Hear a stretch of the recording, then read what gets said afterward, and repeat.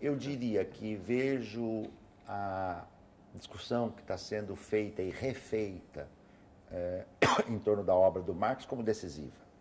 Já pensava assim há vários anos atrás, porque o Marx é verdadeiramente um autor crucial para os dilemas do mundo capitalista. Quer dizer, a partir da contribuição do Marx, né, qualquer tentativa de contribuição de que sociedade nós vivemos passa decididamente pelo aprendizado que nós herdamos da sua obra. Segundo, porque hoje é um momento muito particular do capitalismo. Ele vive uma crise muito profunda, né?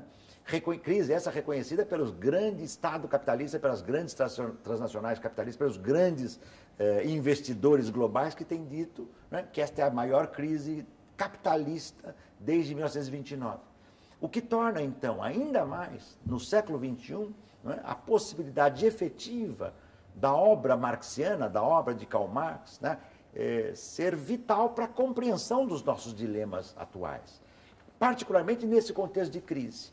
Isto faz com que esse seminário, esse espaço de debates e todos os seminários que se propõem a discutir a partir do pensamento do Marx devem ser incentivados, porque certamente acrescentam elementos para a nossa reflexão.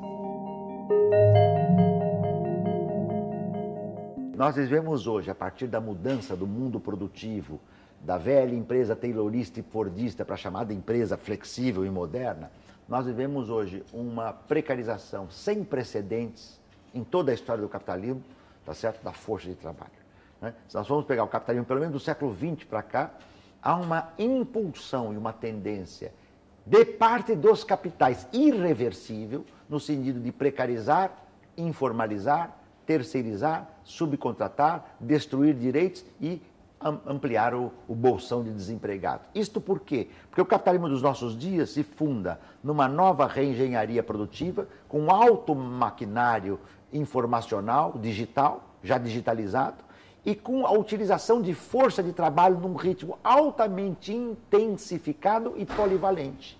Como a ideia é produzir para o mercado, mais ou menos, em função das oscilações do mercado, o que isso significa? A classe trabalhadora deve ser como se fosse uma mola. Aumenta e diminui, aumenta e diminui. Para que esta classe trabalhadora possa ser empregada e desempregada, segundo a oscilação do mercado, né, ela não pode ter direitos. Então, qual é a imposição dos capitais? Forçando os governos, eu penso que algo passe similar a isso ocorra aqui em Portugal também, forçando os governos a dizer que vai flexibilizar, né, os direitos do trabalho. Em verdade, isso significa precarizar os direitos do trabalho e aumentando a informalidade. Isto traz um desafio profundo para os sindicatos, porque os sindicatos estavam acostumados, ao longo do século XX, a representar uma classe trabalhadora herdeira da era taylorista e fordista, uma classe trabalhadora mais estável, relativamente mais masculina, composta por trabalhadores nacionais.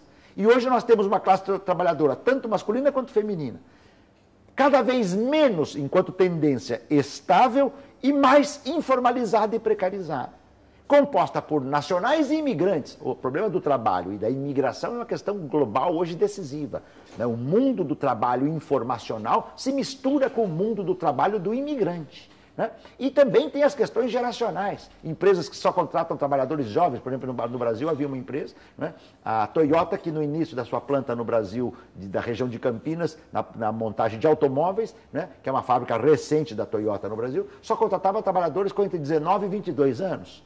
Né? Trabalhadores jovens, sem experiência sindical, sem experiência política, sem experiência taylorista e fordista. Então, frente a esta situação, os sindicatos estão obrigados a primeiro compreender o que eu venho chamando no meu livro Os Sentidos do Trabalho, né? E também no meu livro Adeus ao Trabalho, e nos textos que venho escrevendo de lá para cá, a nova morfologia da classe trabalhadora. Esse desenho multifacetado, fragmentado, e que os sindicatos hoje não podem mais representar uma parcela limitada da classe trabalhadora. Eles têm que compreender a totalidade do trabalho. Por exemplo, eu ia falar na mesa aqui hoje, mas não deu tempo. O direito do trabalho é compatível com a luta pela redução da jornada e do tempo de trabalho. Não são bandeiras excludentes, ou direito ao trabalho ou redução da jornada. Direito ao trabalho para todos e redução do tempo de trabalho. Nós poderíamos trabalhar não 8 horas por dia, mas 4 horas por dia, 3 dias da semana. se a produção não fosse destrutiva e guiada pela lógica do capital. E com isto, reduzindo-se a jornada de trabalho dos que trabalham, os que não trabalham teriam acesso a um trabalho dotado de um tempo menor, tá certo, para toda a sociedade. E com isso estaremos discutindo produzir o quê e para quem, e discutindo também o controle do nosso tempo de vida no trabalho e fora do trabalho. Só para dar uma bandeira que pode juntar os empregados estáveis e os precarizados, ou as trabalhadoras estáveis e as trabalhadoras precarizadas. E a tecnologia, digamos assim, é muito importante entender que não é ela quem demite os trabalhadores.